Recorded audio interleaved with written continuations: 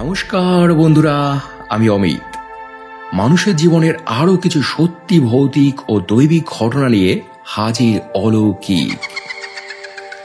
বন্ধুরা, তোমরা তো জানোই, তোমরা ঘটনা পাঠাও আর আমি শোনাই।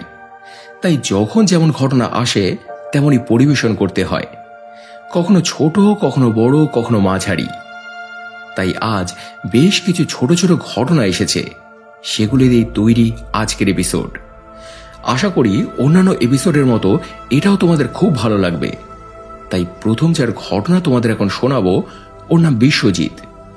অসংখ্য ধন্যবাদ তোমাকে ঘটনাটি শেয়ার করার জন্য। পাশাপাশি বন্ধুরা, তোমাদের বলি, এমন সত্যি অলৌকিক, দৈবিক ও ভৌতিক ঘটনা শোনার জন্য অলৌকিককে কিন্তু সাবস্ক্রাইব করে রাখতে পারো আর লাইক শেয়ার করে এগিয়ে নিয়ে যেতে পারো। তো এবারে শুরু হচ্ছে আজকের প্রথম নিবেদন। মানা না মানা নিজের কাছে, লোকের মাঝে লুকিয়ে আছে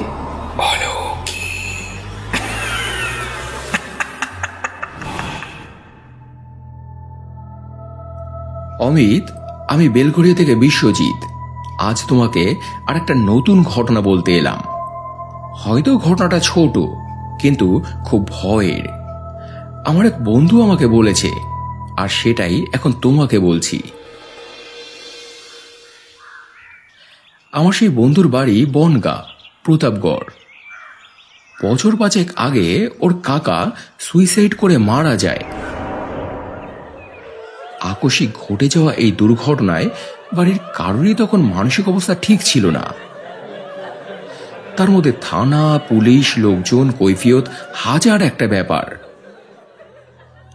আর আমার সেই বন্ধু যেহেতু বাড়ির একমাত্র ছেলে, তাই অনেক দায়ী দায়িত্ব ওর কাঁধে এসে পড়ে। তোর কাকার বডি পোস্টমর্টেম হলে সেটাও ওকেই আনতে যেতে হয়েছিল। একটা গাড়ি করেছিল, সঙ্গে আরো 4-5 জন বন্ধু গিয়েছিল। তো মর্গের থেকে যখন বডি দেওয়ার কথা ছিল, ওরা সেই সময় গিয়ে দেখে বডি তখন হয়নি। ডাক্তাররা একটু অপেক্ষা করতে বললেন। তখন ও আর ওর বন্ধুরা বাইরে এক জায়গায় বসে অপেক্ষা করছিল। তখন রাতের বেলা, স্বাভাবিকভাবেই মর্গের রাস্তায় লোকজন কেউ নেই। ওরা 5 বন্ধু এক জায়গায় বসে আছে। ওদের সামনেই ছিল একটা বেল গাছ। হঠাৎই ওই বেল গাছটা থেকে টপ করে একটা বেল পড়ল। এটা খুবই স্বাভাবিক ব্যাপার, গাছ থেকে পাকা ফল পড়তেই পারে। কিন্তু এরপরে যে ঘটনাগুলি ঘটল, সেগুলি মোটেই স্বাভাবিক নয়। এরপরেই মড়মড় করে একটা শব্দ হলো গাছটার উপরে, আর সঙ্গে সঙ্গে মুড়ি মুড়কির মতো বেল পড়তে লাগলো গাছটা থেকে। তখন তো ওরা সবাই অবাক হয়ে গেল। একসঙ্গে এত বেল তো পড়ার কথা নয়। তখন ওদের মধ্যে থেকে একটা বন্ধু সাহস করে মোবাইলটা বের করে ফ্ল্যাশ লাইটটা জ্বালিয়ে ওপরের দিকে ধরল। কিন্তু কিছুই দেখতে পাওয়া গেল না, একটা পাখি পর্যন্ত নেই। আর সব থেকে অবাক করার মতো বিষয় হলো, বেল গাছটায় কিন্তু একটাও বেল নেই। তাহলে এতগুলো বেল এখানে পড়ল কোত্থেকে? সবার মনের মধ্যেই প্রশ্নটা জেগে উঠল। তখন ওদের মধ্যে থেকে একজন বন্ধু বলল, এইসব ভালো জায়গায় না রে ভাই, শ্মশানের থেকেও ভয়ঙ্কর হলো এই লাশ কাটা ঘর। কারণ যারা অপমৃত্যু মরে, তাদেরকেই তো এখানে আনা হয়। কত অ্যাক্সিডেন্ট হয়ে মরা, বিষ খেয়ে মরা, গলায় দড়ি দিয়ে মরা, খুন, মার্ডার, কত রকম লাশ আসে। ওদের সব আত্মারা ঘুরে বেড়ায় এখানে। তাই এখানে বসা ঠিক না ভাই, চল বরং ভেতরে গিয়ে বসি। বলে যেই ওরা উঠতে যাবে, তখন আরো একটা ব্যাপার হলো। একজন উঁচু লম্বা লুঙ্গি পরা ভদ্রলোক বেরোলো ভেতর থেকে। ওনাকে দেখে সবাই তো তখন চমকে উঠল। কে ইনি? কোনো ডাক্তার তো নয় নিশ্চয়ই। আর ওনার মাথাটা ওরকম হেলে আছে কেন? তারপর ভালো করে তাকাতেই দেখে লোকটার গলার নলি পুরো কাটা। ওখান থেকে ঝরঝর করে রক্ত ঝরছে। ওই জন্যই মাথাটা ওরকম হেলে আছে লোকটার। তিনি একবার এদিকে যাচ্ছে, একবার ওদিকে যাচ্ছে, পায়চারি করছে ওদের সামনে। ওরা তো ততক্ষণে বুঝতে পেরে গিয়েছে যে এ কোনো জ্যান্ত মানুষ নয়। কোনো জ্যান্ত মানুষ এই অবস্থায় বেঁচে থাকতে পারে না। তখন ওরা ওখান থেকে উঠে দেয় ছুট। কাছেই একটা হনুমান মন্দির ছিল, ওখানে গিয়ে এরপর আশ্রয় নেয় ওরা। যতক্ষণ না পর্যন্ত ওর কাকার বডি রেডি হলো ততক্ষণ আর ওখানেই ছিল। তারপর সেই বডি নিয়ে ওরা বাড়িতে ফেরে। তখন এই ঘটনা ওরা কাউকে জানায়নি, এমনকি আমাকেও না। সেদিন আমাকে কথায় কথায় বলল। তো এই ছিল বন্ধুরা আজকের ফার্স্ট ঘটনা। এবারে চলে যাব আজকের সেকেন্ড ঘটনায়। সেকেন্ড ঘটনা এবং থার্ড ঘটনা একজনই শেয়ার করেছেন, মৌসুমী নস্কর কাকিমা। অসংখ্য ধন্যবাদ আপনাকে কাকিমা ঘটনাগুলি শেয়ার করার জন্য। শুরু হচ্ছে আজকের দ্বিতীয় নিবেদন।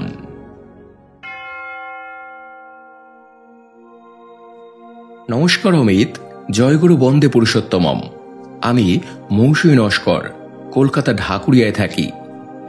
আমার ছেলে অর্কপ্রভ এবং মেয়ে পূজা তোমায় মাঝে মাঝে ঘটনা পাঠায়, কিন্তু আমার তেমন সময় হয়ে ওঠে না। আজ একটু সময় করে তোমাকে দুটো ঘটনা পাঠাচ্ছি। যখনকার ঘটনা বলছি তখন আমি খুব ছোট। আমি আর আমার মা বাবা তখন আগ্রা বজবজে থাকতাম। সেখানে মা শীতলা এবং হাটখোলা মা বলে দুই দেবী থাকতেন এক মন্দিরে। দুই দেবী ভীষণ জাগ্রত। দুবেলা তাদের নিত্য পুজো হয়, সকাল সন্ধে ভক্ত সমাগম হয়। তো শোনা যায় একদিন শীতলা মা এবং সেই হাটখোলা মা দুই বোন ছদ্মবেশে রাস্তায় বেরিয়েছিলেন। মাথায় দুটো ঝুড়ি। তখন একজন মহিলা তাদের দেখতে পান। পরনে ওরকম ময়লা কাপড়, মেটে গায়ের রং, মাথায় ঝুড়ি। এসব দেখে উনি ভেবেছিলেন যে ভিখারি বা মাছওয়ালি। তাই সেই মহিলাটি তখন তাদের সঙ্গে খারাপ ব্যবহার করে, তুই তুকারি করে বলে, কিরে, কি মাছ এনেছিস, দাঁড়া দেখি। তখন সেই ছদ্মবেশিনী দুই দেবী তাকে সাবধান করে বলেছিলেন, খবরদার, আমরা মাছওয়ালি নই, ভালোভাবে কথা বলো, না হলে ভালো হবে না কিন্তু। তবে সেই মহিলা তাদের তো বিন্দুমাত্র কর্ণপাত করলেন না, উল্টে আর স্পর্ধা দেখিয়ে বললেন, কেন, কোথাকার কোন রাজরানী রে তোরা, যে তোদের খাতির যত্ন করতে হবে? হ্যাঁ? এই যে বলেছেন তিনি, তখন সেই দুই দেবী ভীষণ রেগে গিয়েছিলেন তার উপরে। বললেন, মাছ নিবি, এই নে। বলেই ওনারা অদৃশ্য হয়ে গিয়েছিলেন। তারপর সেই ভদ্রমহিলার পরিবারের সবাই মায়ের রোষে পড়ল। তাদের সবারই সমস্ত শরীর হাম বসন্তে ভরে গেল। অসহ্য যন্ত্রণা, ওষুধ পথ্য কিছুতেই কিছু হয় না, কিছুতেই আর সারে না। যতক্ষণ না সেই মহিলা মায়ের কাছে ক্ষমা ভিক্ষে চেয়েছিলেন, ততক্ষণ মা এইভাবেই তাদের শাস্তি দিয়েছিলেন। শেষে যখন তিনি মায়ের কাছে ক্ষমা চান, তারপর মায়ের আশীর্বাদেই তারা পুনরায় সুস্থ হন। কখন কার বেশে কে আসে তা কেউ জানে না, তাই কাউকে কখনো ছোট ভাবতে নেই, কারোর সঙ্গেই দুর্ব্যবহার করতে নেই।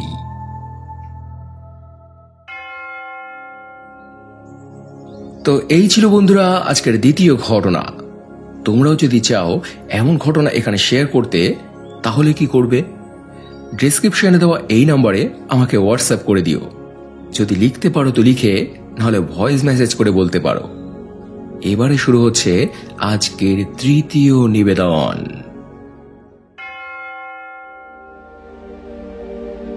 অমিত, এবার তোমাকে একটা মনসা ঠাকুরের ঘটনা বলছি।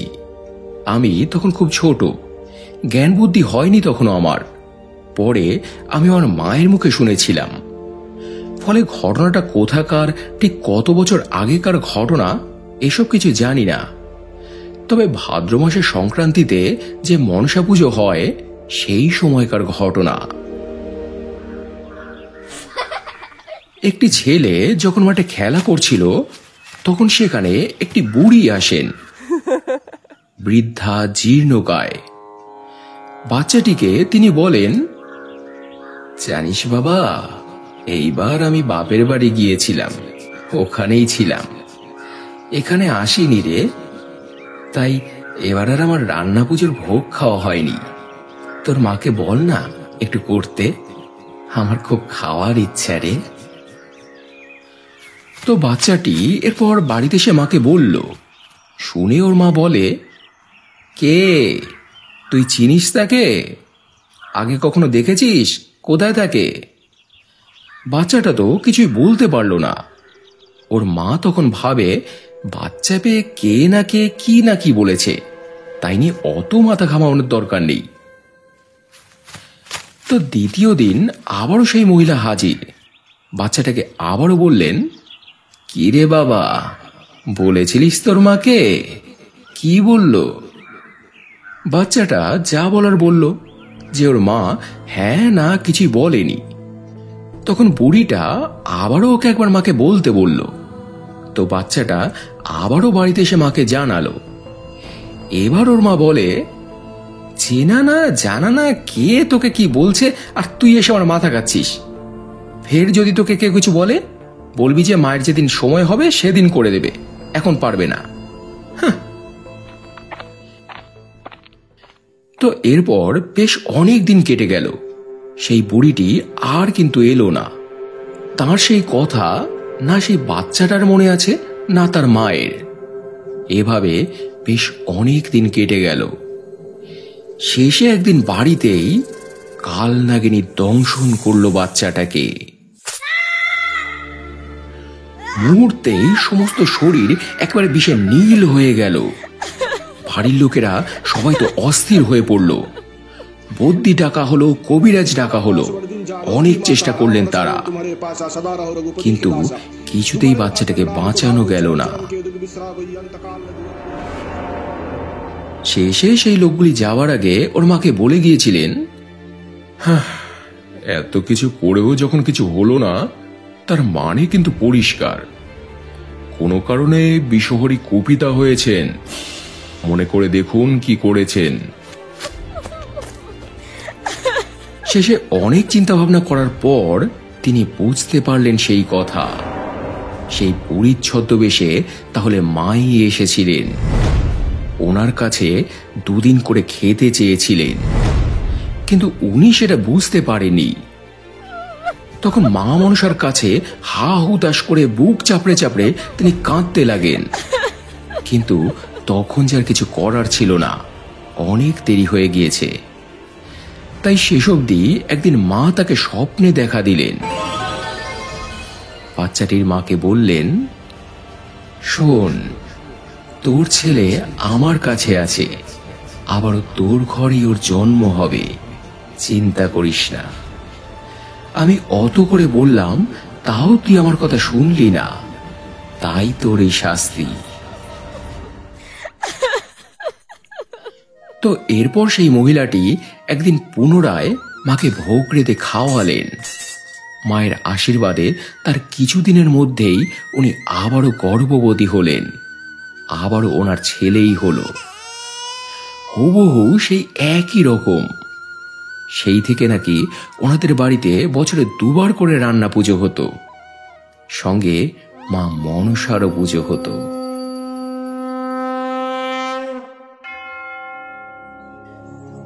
তো এই ছিল বন্ধুরা আজকের তৃতীয় ঘটনা। এবারে শোনাবো আজকের চতুর্থ বা শেষ ঘটনা।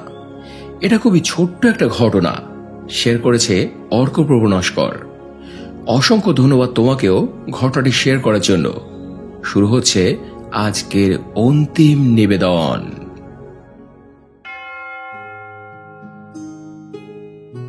নমস্কার অমিতদা, জয়গুরু বন্দে পুরুষোত্তমম। দাদা, আমি অর্কপ্রভ নস্কর কলকাতা ঢাকুরিয়া থেকে বলছি। এখন তোমাকে আমার সঙ্গে ঘটা একটা ঘটনা পাঠাচ্ছি। আমি ছোট থেকেই খুব ঠাকুর ভক্ত। আমার জন্মের পেছনেও রয়েছে একটা অলৌকিক ঘটনা। হয়তো তার প্রভাবেই আমি এতটা ঠাকুর ভক্ত। তো যাই হোক, ছোট থেকেই আমার মা তারাকে খুব ভালো লাগতো।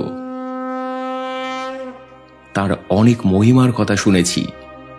সেই থেকেই আমার মনে ওনাকে দেখার প্রবল ইচ্ছা জাগে। ওনার সঙ্গে কথা বলারও খুব ইচ্ছে হয়। কিন্তু তখন তো বুঝতাম না যে ভগবানের দেখা পাওয়া অত সহজ নয়। ঋষি মনীষীদেরও গোটা জীবন অতিবাহিত হয়ে যায়। মানুষ জন্ম জন্মান্তরের চক্রে আবর্তিত হতে থাকে। অনেক তপস্যা, অনেক সাধনা করতে হয়। কিন্তু এত কিছু না জেনে আমি এমনি এমনি মায়ের মহিমা প্রচার করতাম। ঘরের কোণে বসে নিরিবিলি মায়ের ধ্যান করতাম। মাকে খালি বলতাম, মা, আমি কিচ্ছু চাই না, তুমি তুমি শুধু আমায় একটা বার দেখা দাও।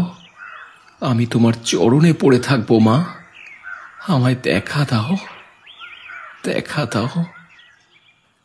আমার এই প্রার্থনা, আমার এই আকুল মিনতি মা কিন্তু পূরণ করেছিলেন। হয়তো সজ্ঞানে তিনি দেখা দেননি, কিন্তু স্বপ্নে এসে তিনি আমার মনের ইচ্ছা পূরণ করেছিলেন। এক অমাবস্যার রাতে আকাশ যখন ঘন কালো আস্তরণে ঢাকা, হঠাৎই সেই অন্ধকার ভেদ করে আকাশপটে আবির্ভূত হলেন তিনি। ছোট্ট একটা বাচ্চা রূপে তিনি আত্মপ্রকাশ করলেন। পরনে লাল শাড়ি, কোমর পর্যন্ত বিস্তৃত কোকড়ানো কালো চুল, অধরপল্লব রক্তাভ, নেত্র কৃষ্ণবর্ণ। সমস্ত শরীর থেকে তার আলো নিঃসৃত হচ্ছে। আমি আর আরো কয়েকটা বাচ্চা তখন হাঁটু গেড়ে বসে আছি মায়ের চরণের কাছে। মা আমাদের সাথে কথা বলছেন, হাসছেন। আমরা বিভোর হয়ে মাকে দেখছি, মায়ের কথা শুনছি। এমন করতে করতে একসময় রাত ফুরিয়ে গেল, স্বপ্ন ফুরিয়ে গেল। তবুও মনের মধ্যে অদ্ভুত একটা তৃপ্তি অনুভব করলাম। মা তো দেখা দিয়েছেন, আমাদের সঙ্গে হেসে কথা বলেছেন।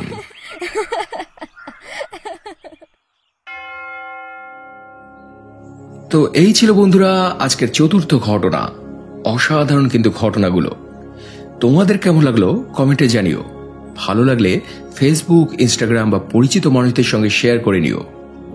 আর এবারে গত এপিসোডে মিঠুন পাল লিখেছে, ভেরি ভেরি নাইস দাদা, অসাধারণ।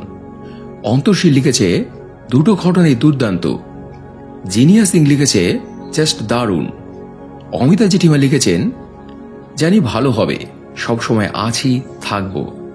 মনীষা কাকিমা লিখেছেন, সত্যি এত চ্যানেল শুনি কিন্তু তোমার মতো হয় না।